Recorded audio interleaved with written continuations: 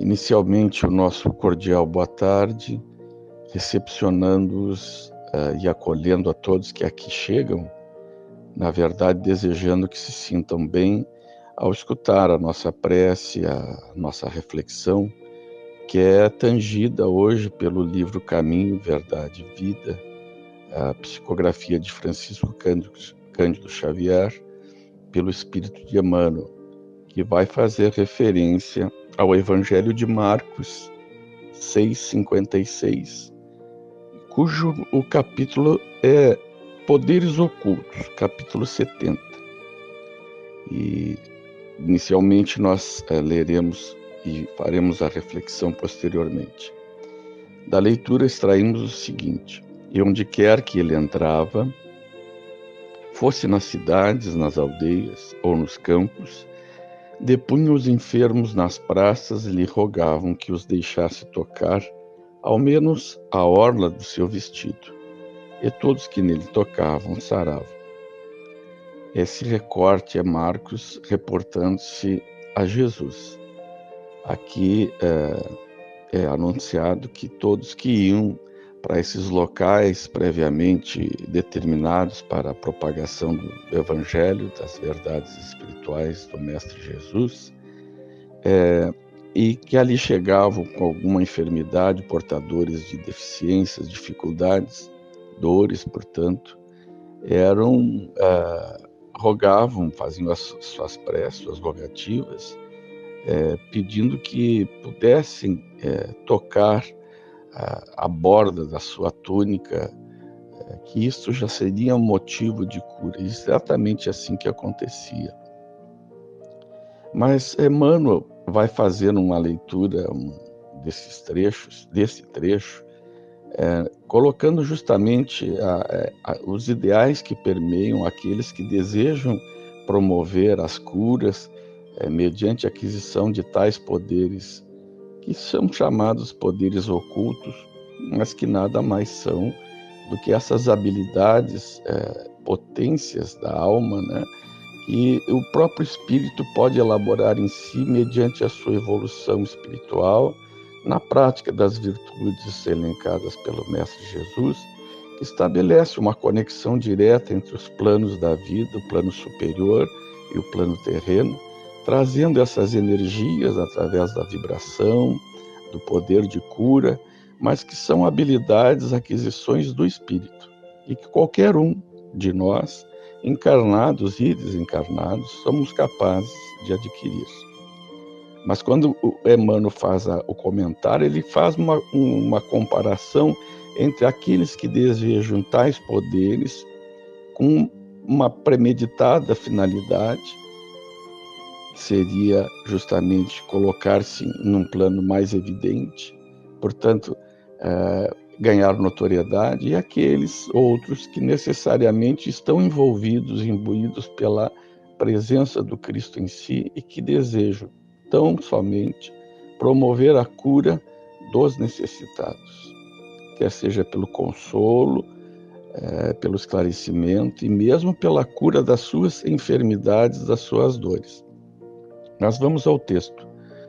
Não raro surgem nas fileiras espiritualistas estudiosos afoitos a procurarem, de qualquer modo, a aquisição de poderes ocultos que lhes confira posição de evidência.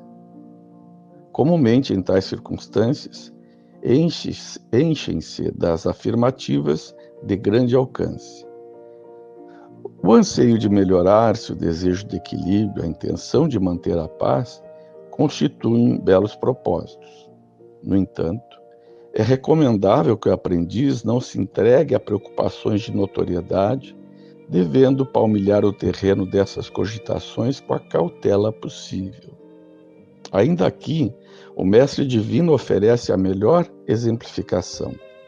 Ninguém reuniu sobre a terra tão elevadas expressões de recursos desconhecidos quanto Jesus.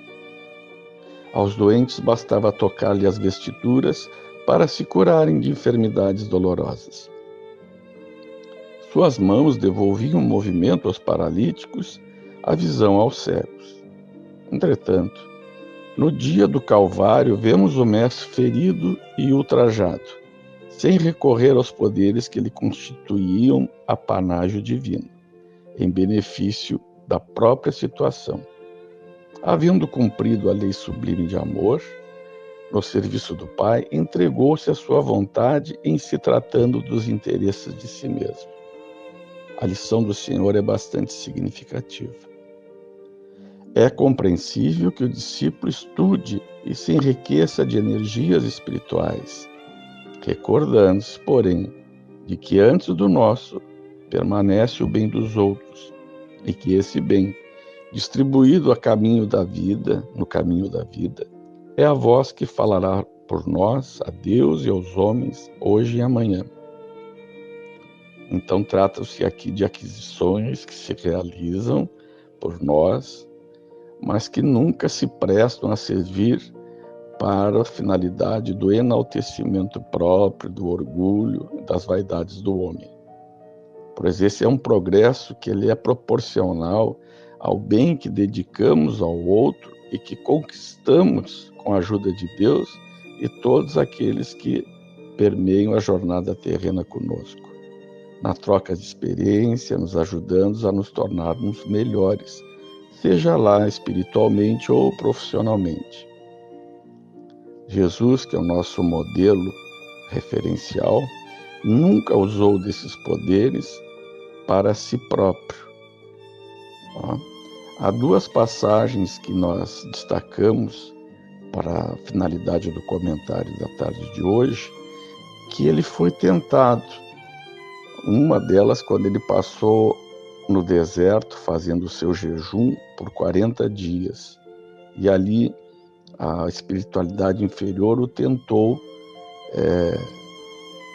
E a outra é quando Emmanuel lembra que ele estando na própria cruz, no madeiro, e lhe provocavam, dizendo que por que ele não usava da sua força, se ele era o rei de Israel, dos seus poderes, para descer da cruz. Então ele recebeu várias injúrias, ofensas, zombações, porque ele ali não estava sendo verdadeiramente aquilo que eles esperavam dele. Então, as pessoas maniavam a cabeça, o insultavam, todos aqueles que passavam por aquele local, justamente cobrando do mestre que ele fizesse por si aquilo que ele dizia que era capaz de fazer pelos outros.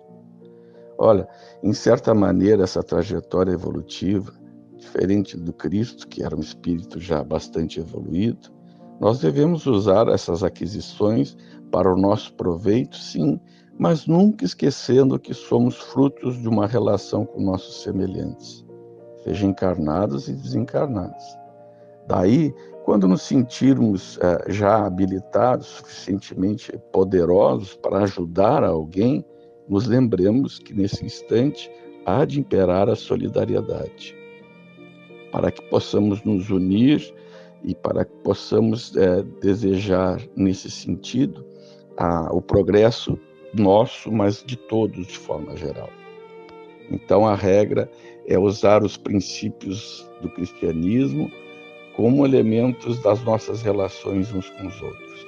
Nunca utilizarmos de forma equivocada, errônea, que portanto surtirá consequências funestas, a exibirmos perante os demais com algum tipo de poder que nada mais é do que a capacidade intrínseca do ser humano enquanto essência, enquanto alma encarnada ou espírito, de poder desenvolver em si essas energias que ele se capacita mediante a sua própria evolução, o seu estudo, a sua capacidade e merecimento de se desenvolver.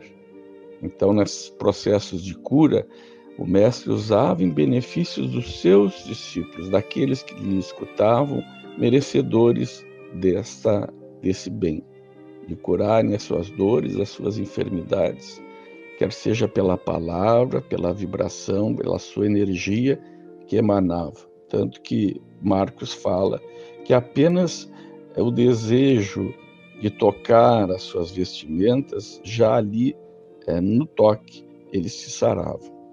Então, fica-nos o convite a seguirmos nessa trilha imensa que é a caminhada evolutiva de nossa aqui na Terra, desejando cumprir, como Jesus fazia, as suas metas, os seus objetivos no cumprimento da vontade superior que é de Deus. E que, portanto, tudo aquilo que fizermos aos nossos semelhantes, essas causas, esses efeitos advogarão a nossa causa onde quer que nós estejamos. Que a semeadeira seja profícua para todos e desejamos um bom final de dia, final de tarde, com esse apelo de que a nossa solidariedade seja sempre colocada num status superior quando nós nos relacionamos com os nossos semelhantes. Que a paz de Deus, a paz do Mestre Jesus esteja conosco, hoje e sempre. Que assim seja.